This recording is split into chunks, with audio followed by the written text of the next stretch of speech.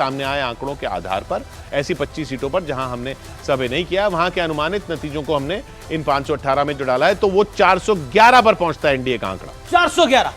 400 पार की बात वो कर रहे थे, 411, और इनका विपक्षी गठबंधन का भी 100 पार हो रहा है, वो 105 पहुंचता है।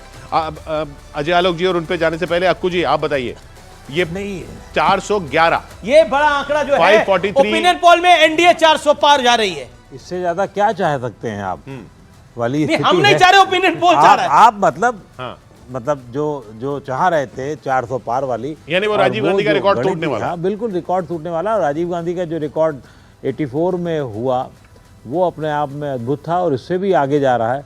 तो इसके पीछे एक कारण है, जब एक जीत की हवा बहती है तो फिर वो उसी में जो छोटे मोटे अंतर वाले सीट्स होती हैं वो ऑटोमेटिकली आगे चली जाती। मुझे लगता है वो 300-350 के अभी जो आज की तारीख में है, उससे जो माहौल बन रहा है, उससे जो छोटे अंतर की जो सीटें थी वो अगर आप 50,000 तक की मान लें और 50 से ज़्यादा थी वो, तो वो पूरी ट्रांसफर उधर हो जा रही है। यही एक वजह मुझे ज्यादा नजर आ रही है। उधर एक खबर आई है, पेट्रोल डीजल की कीमतें कम कर दी गई हैं। पेट्रोल डीजल की कीमतें भी कम कर दी। जी शांतनु जी, हो सकता है सब हो रहा है। देखिए दो बातें कहूंगा। एक तो 10 सेकंड विवेक भाई, मैं डॉक्टर अजय आलोक आपके पास आ रहा हूँ। शांतनु गुप्ता यहाँ बोल रहे हैं। दो बातें कहूंगा। एक तो अगर इसमें राजीव गांधी की जीत से कंपेयर करेंगे तो थोड़ी सी त्रुटि होगी। देखिए वो एक सिंपैथी वेव पे थी और ये प्रो इनकम्बेंसी 10 साल की सरकार के बाद वोट है, जो काम पे वोट है, इसलिए काफी अंतर है। दूसरा, मैंने अभी आपके पोस्टर से पूछा कि कौन सी सीटें हैं 25 वाली, तो उसमें संभावना भी बहुत है। आपने तो केवल एक्स्ट्रापोलेट करा। उसमें जम्मू एंड कश्मीर है तो जम्मू में भाजपा को सीटें मिलेंगी पक्का। उसमें नॉर्थ ईस्ट की सीटें जहां भाजपा को पक्का सीटें मिलेंगी, अलायंस को सीट मिलेंगी, और यूटी की सीटें जहां भाजपा को 2-3 सीटें मिलती हैं। तो प्रोबेबिलिटी है वो 25 में जो आपने एक्स्ट्रापोलेट करा है वो वैसे ही जाएगा जी। लेकिन इंटरेस्टिंग है, मैं उमेश जी आपसे पूछ रहा हूं कि नेशन वाइड वोट शेयर अगर हम ओपिनियन पोल के लिहाज से देखें तो बीजेपी का कितना होगा, एनडीए का या फिर बीजेपी का वोट शेयर?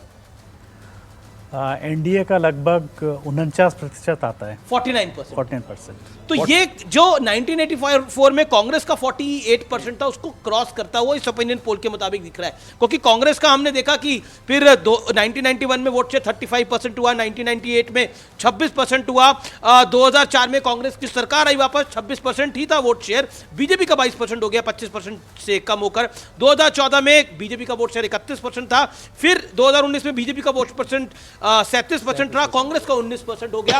यानी बीजेपी अपना वोट शेयर बढ़ा रही है लगातार 2014 के बाद। और अगर 49% पहुंचता, मतलब लगभग आधा पहुंच जाता है, तो ये अपने आप में मल्टी पार्टी डेमोक्रेसी में first past the poll system में 50% के आसपास कुछ भी स्लेइंग होता है। बिल्कुल आप उसमें जो इसलिए ये 411। विवेक जी के अगर ये वोट शेयर ओपिनियन पोल का तब्दील होता है तो आपके हाथ से एक मुद्दा चला गया। बीजेपी 35% की पार्टी है, 40% की पार्टी है। तो कहता हूं 35-40 की है। मतलब अभी भी इनको यही कह रहा हूं मैं। इन्होंने तो कह दिया कि साहब 60% लोगों ने कहा है कि भाई कम्युनल हार्मोनी में प्रधानमंत्री और बीजेपी के 60% इन्होंने वोट दे दिए।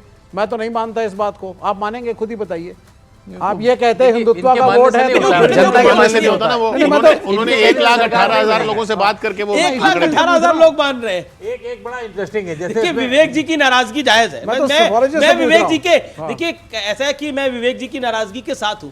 देखिए कोई भी इतनी सीट का नंबर देख लेगा उसके बाद नाराज ही हो जाएगा।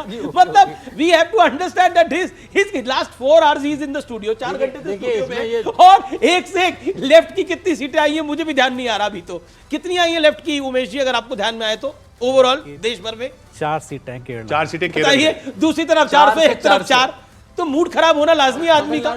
तमिलनाडु में कितनी सीट कह रहे हो लेफ्ट की?